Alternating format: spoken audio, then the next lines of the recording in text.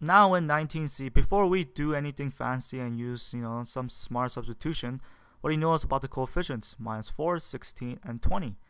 We can factor out a minus 4. And what happens? We get m to the power of 4.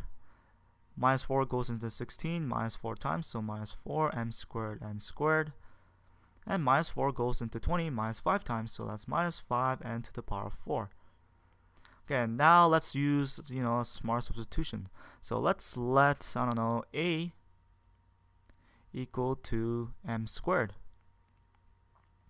So a squared is n to the power of 4. Okay, so what happens when we do that? We get minus 4 bracket a squared minus 4a n squared minus 5 times n to the power of 4. Alright, well that doesn't solve our problem because we have n squared and n to the power of 4. Another degree for variable. So when we use another substitution, so this is let's b equal to n squared and b squared equals to n to the power of 4. It's pretty much the same thing as this.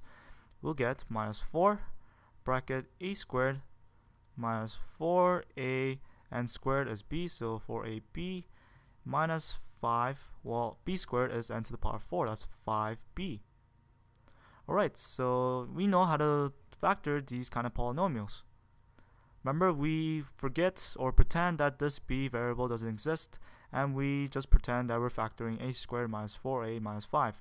When we do that, we do that usual thinking of two numbers whose sum is minus 4 and whose product is minus 5.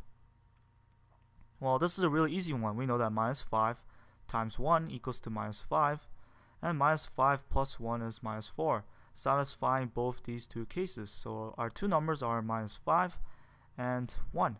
Okay, so when we factor, what do we get? We get minus 4 bracket a minus 5 and a plus 1. And that's only if we didn't have this b variable, and since we do, the only difference and change we have to do is to add the b variable with this 5 and with this 1, so a plus b. Now we're not done yet. Our answer started with the m variables and the n variables, and our answer is left with the a and b variables, so we have to finish off with the m and n variables. Okay, so over here, what is a?